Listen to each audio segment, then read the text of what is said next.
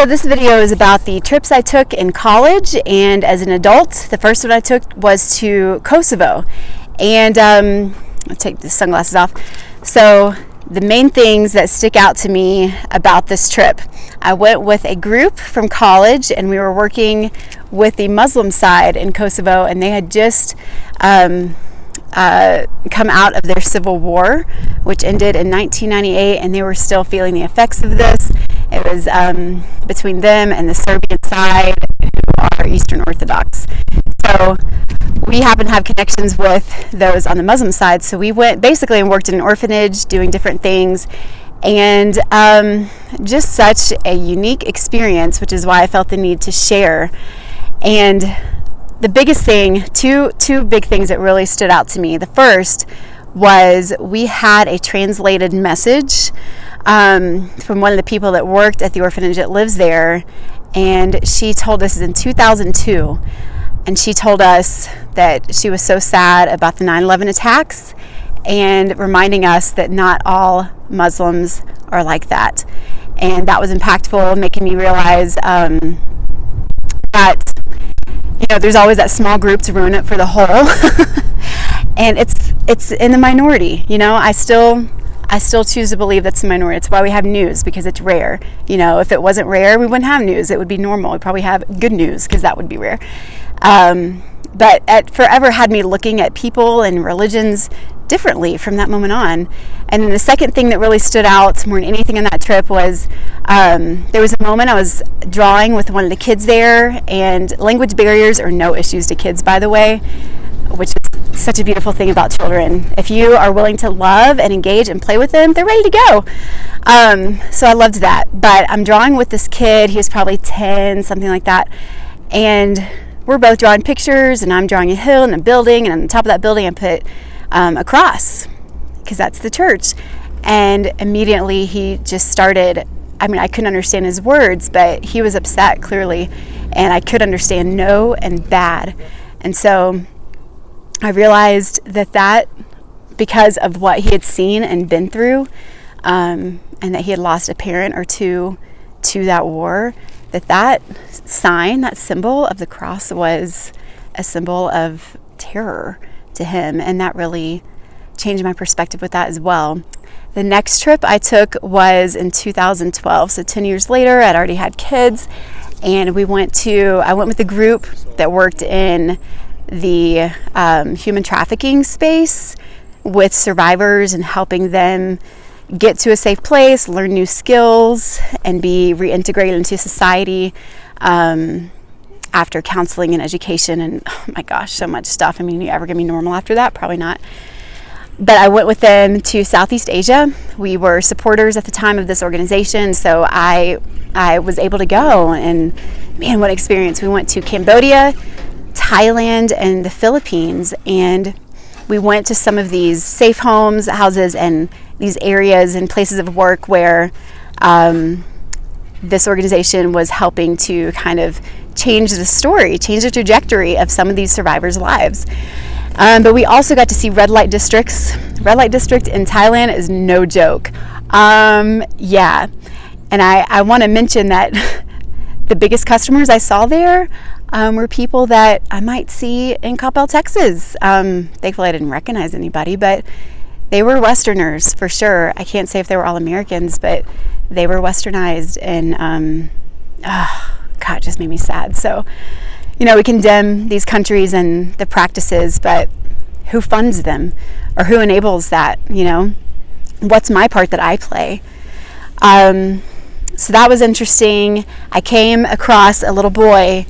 This little boy, as was explained to me later, was routinely sexually assaulted, molested by a Western European politician / representative. And when he would come into town, he would hire this little boy, and this boy was 4 years old, and he would do with him what he wanted in exchange.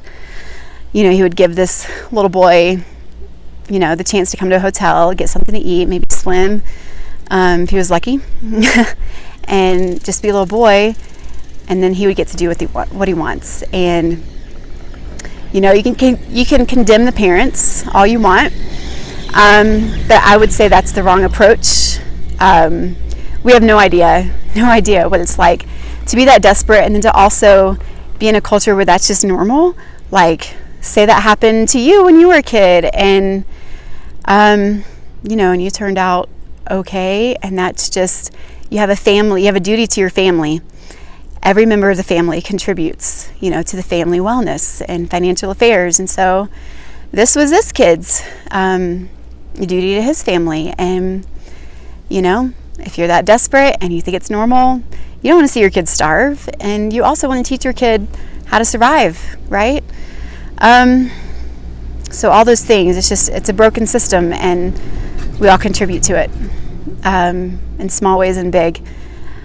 So I don't condemn those parents. I try to hold those leaders accountable, and any actions that I can do, whether it's supporting people who are on the ground doing these things, who know a lot more about how to handle this than I do. But yeah, I got the chance to play with this little boy, and he was so affectionate and playful, just like any regular little kid. But, you know, he sat in my lap, and then we got up and played basketball and tag, and he was the sweetest. And I'll never forget, he had a San Antonio Spurs t-shirt on, and it could have been my little boy, you know. It could be anybody. It could be your child, given the circumstances and all of the resources and lack thereof that you have. We came across something that made me think about abortion differently. From that moment on, we were doing a historic tour for our last day in the Philippines, in Manila, and it was a really cool tour. But after being with these girls in another home where they actually lived there, they were rescued, taken off the streets to live there, and they had therapy and counseling and education, you know, taught how to have a different skill so they could go back and reintegrate into society without having to go back to trafficking. These girls ranged from about 11 to 12 to around 18, and they were kids there, like babies and toddlers. And these kids belonged to these girls. And, you know, no one has any idea who the sperm donors are of these babies. Who knows? But it was part of their job. And no one's offering them help. Maybe their families were indirectly, I don't know. But abortion was not an option. And one way that was very clearly spoken to them about was along this historic tour, I looked on the side of a building, and there was this huge banner coming down the side of a building of a very white pope, and the words next to the pope that read, abortion is a sin against God. So essentially, you're telling these girls, I'm sorry what's happening to you, it's your fault, and good luck. You can't get an abortion because you will therefore face the wrath of God.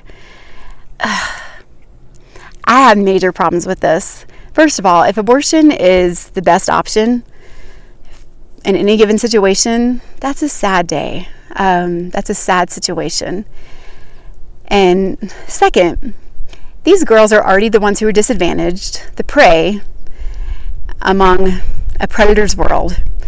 They're disadvantaged, already oppressed. Do you really think those are the ones that we should be condemning? Shouldn't the focus be somewhere else, like, say, the leaders of the country, the leaders in the government, the leaders in the town, and me, us, privileged? What are we doing to contribute to this? What are we doing to help? And I would submit 2 things we can do to help. Number 1, raise your children, or those children in your lives who are being influenced by you, to not be jerks.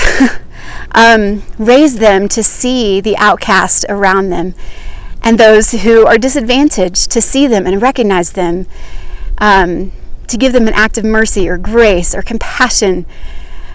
Help them to recognize them, see them, and give them a way up and a way out.